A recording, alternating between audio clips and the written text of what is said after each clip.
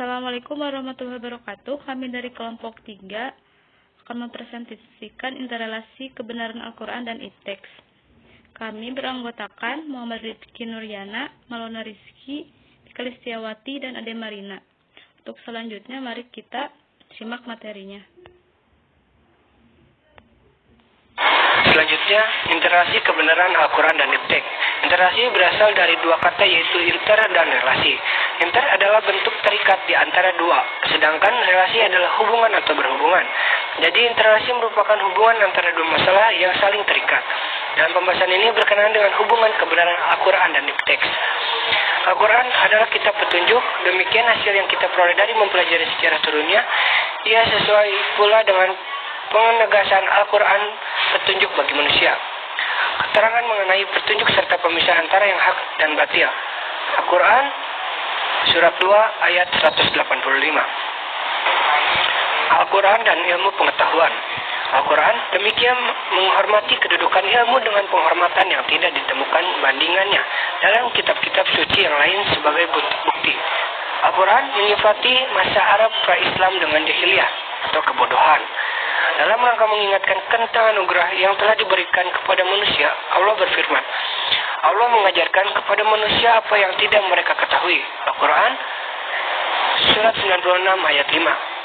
Allah meningkatkan beberapa derajat orang-orang yang beriman dan mempunyai ilmu. Al-Quran Surat 58 ayat 11. Apakah sama orang-orang yang mengetahui dan orang-orang yang tidak mengetahui? Al-Quran Surat 39 ayat 9. Ilmu pengetahuan dan teknologi adalah salah satu sarana manusia untuk menuju kehidupan di dunia lebih baik. Oleh sebab itu, dalam Al-Quran pun tak luput memberikan petunjuk tentang ilmu pengetahuan dan teknologi bagi kehidupan manusia.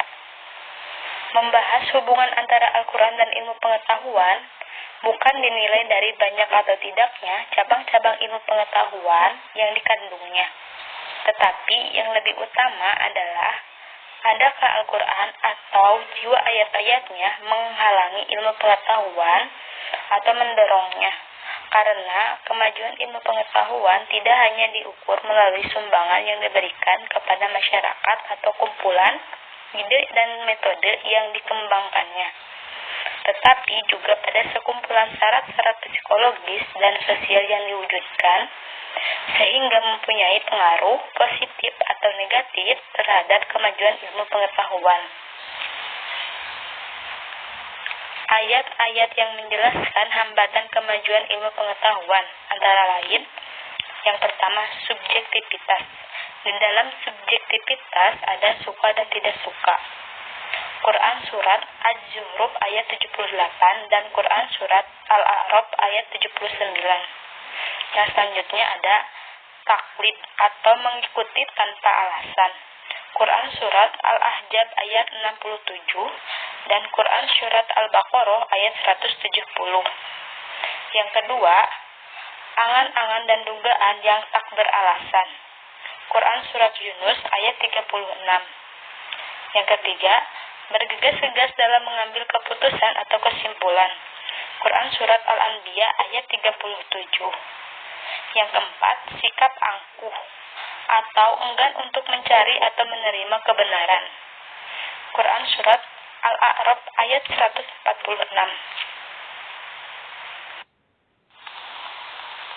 Di samping itu terdapat tuntutan antara lain: 1. Janganlah bersikap terhadap sesuatu tanpa dasar pengetahuan. Al-Quran Surat Al-Baqarah ayat 36, dalam arti tidak menetapkan sesuatu kecuali benar-benar telah mengetahuinya. Al-Quran Surat Al-Baqarah ayat 17, atau menolak sebelum adanya pengetahuan. Al-Quran Surat Al-Baqarah ayat 39. 2. Janganlah menilai sesuatu karena faktor ekstrem apapun, walaupun dalam pribadi tokoh yang paling diagungkan. Ayat-ayat semacam inilah yang mewujudkan iklim ilmu pengetahuan dan yang telah melahirkan pemikir-pemikir dan ilmuwan-ilmuwan Islam dalam berbagai disiplin ilmu.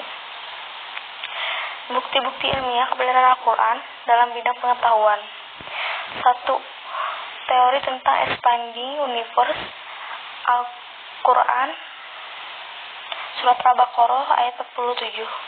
Matahari adalah planet yang bercahaya, sedangkan bulan adalah pantulan dari cahaya matahari. Al-Quran Surat Al-Baqarah ayat 5. Pergerakan bumi mengelilingi matahari. Gerakan lapisan-lapisan yang berasal dari perut bumi serta bergeraknya gunung sama dengan pergerakan awan. Al-Quran Surat Al-Baqarah ayat 88.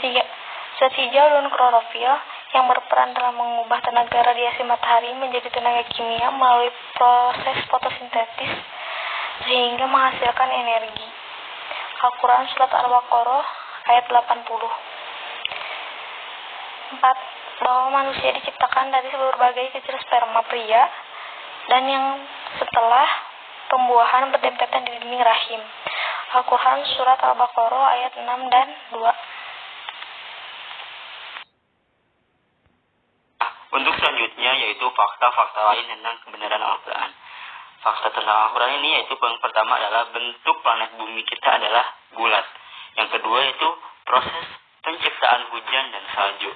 Yang ketiga yaitu manfaatnya sidik jari. Yang keempat yaitu penentuan jenis kelamin bayi. Dan yang kelima orbit alam semesta yang berotasi pada garis edarnya. Dan yang keenam yaitu reproduksi tumbuh-tumbuhan. Nah, kesimpulannya, dalam Al-Quran sebagai kitab suci umat Islam seringkali digunakan dalam hal keterkaitannya dalam ilmu pengetahuan. Hal ini tentulah menjadi suatu tantangan tersendiri bagi umat Islam untuk menelaah lebih jauh kandungan dan isi dari kitabnya tersebut.